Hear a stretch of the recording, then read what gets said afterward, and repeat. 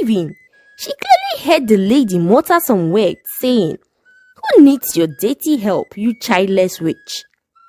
But Ada pretended not to hear her. Ada went home and told her husband about her encounter with the lady. Echuzna consoled her and told Ada never to worry about it or bother herself about it.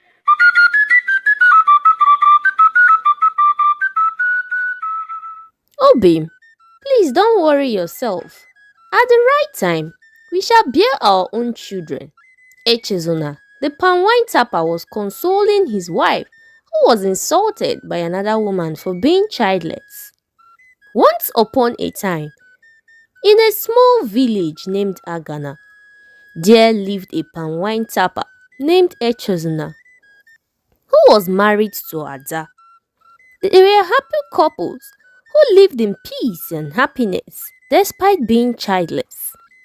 Ada, who was once pregnant, gave birth, but the cruel hands of fate took the child away immediately the child was born. Ever since then, their lives has been marked by a void only a child could fill. But this did not stop them from being happy. They were known in the village to be one of the most happiest couple, and other married people would always try to emulate Ada and her husband. Ada was a lover of children, despite not having her own child. Anytime she goes to the market, she would always buy things for children living around her. Anytime Ada sees a baby, she would request to carry the baby as she believes the child will bring her good luck and make her bear her own child. One day, Ada, on her way to the stream, saw a woman carrying a baby with a big pot of water on her head.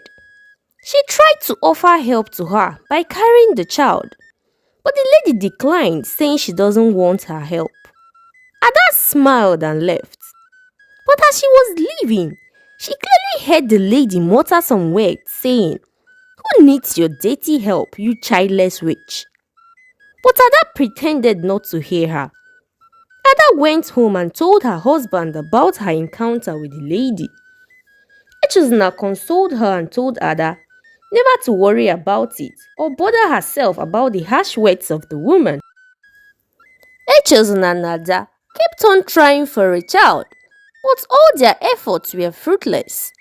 One day, Ada was in her farm when a woman carrying a baby was passing by.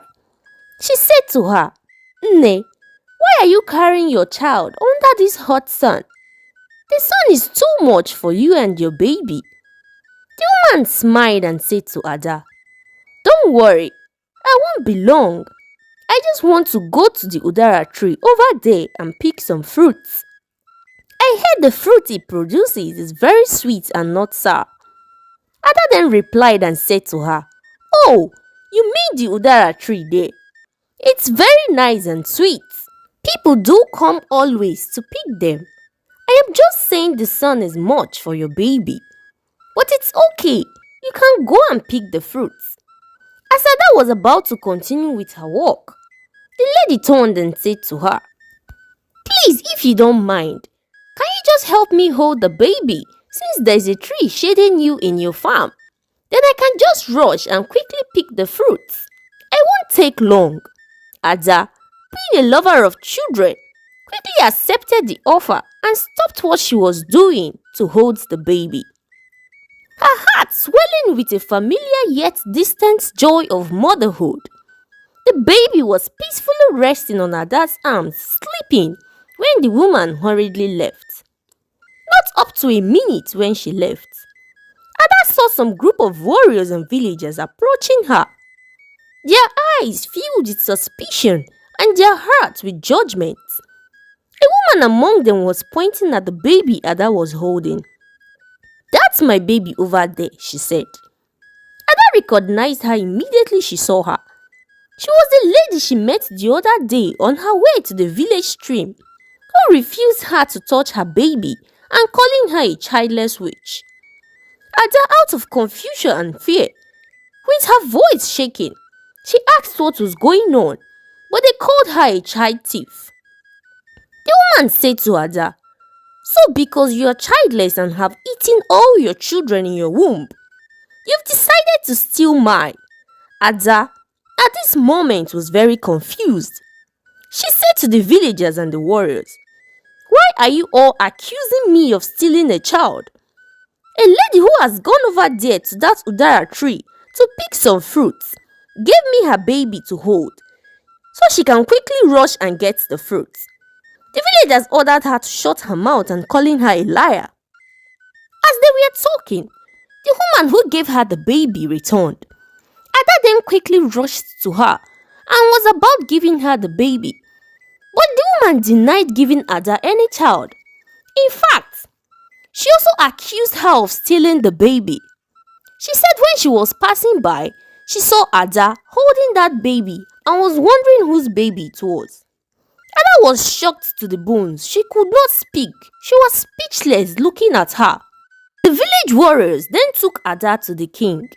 Echezona, on hearing what has happened, he rushed to the palace and saw his wife on her knees begging the king and trying to explain to him what had happened. Echezona came and joined his wife to plead, but the king refused to listen to their plea. He decreed a punishment, harsh and final. Ada and her husband, a humble palm wine tapper, were to be executed. Their pleas of innocence were silenced by the king's decision.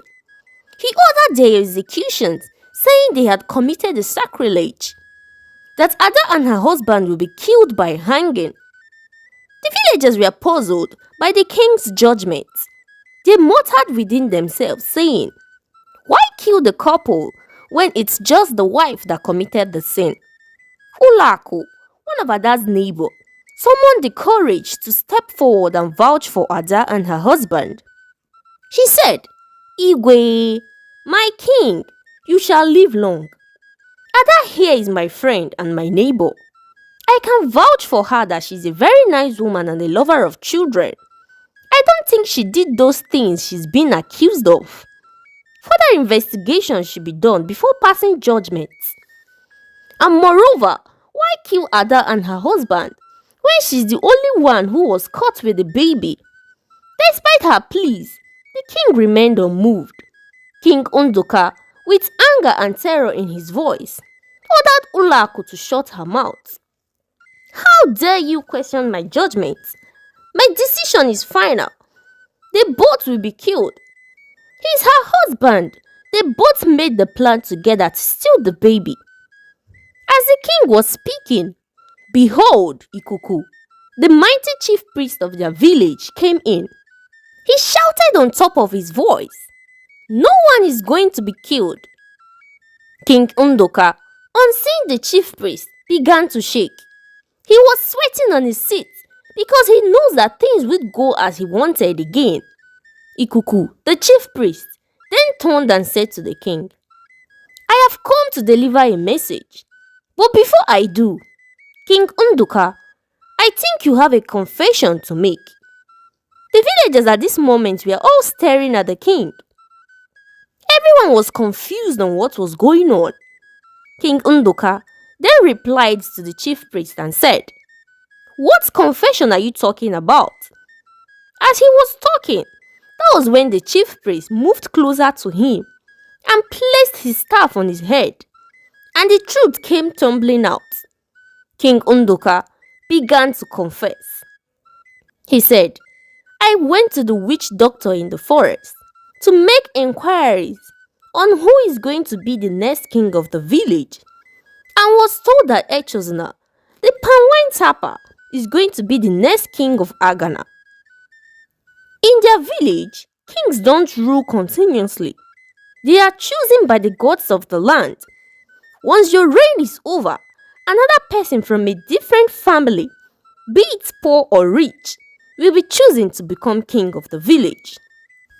King Undoka then said he was not happy about the decision of the gods on making Echozna, the poor Panwine Tapper, the next king and not his son.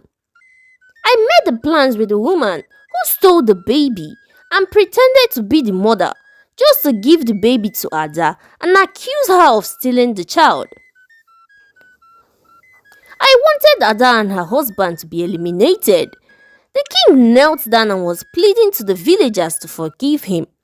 Everyone was shocked. King Unduka even went on to confess that he was the one that made Ada and her husband childless. Meanwhile, Ada and Echezna were just staring at the king and could not utter a word. King Unduka was banished from the kingdom, and Echezna, the pope and wine tapper, ascended the throne. His reign brought justice and peace to the village. Ada later became pregnant and gave birth to a baby boy. The lesson of this story is that it is important to stand by one's character, even in the face of grave accusations and inevitability of justice, even when it seems all is lost. Above all, it teaches us that love and hope can endure even in the darkest of times, and that any storm, no matter how severe, is followed by a rainbow. I hope you enjoyed the story. Please remember to like, comment, and subscribe. Thanks for stopping by. Bye.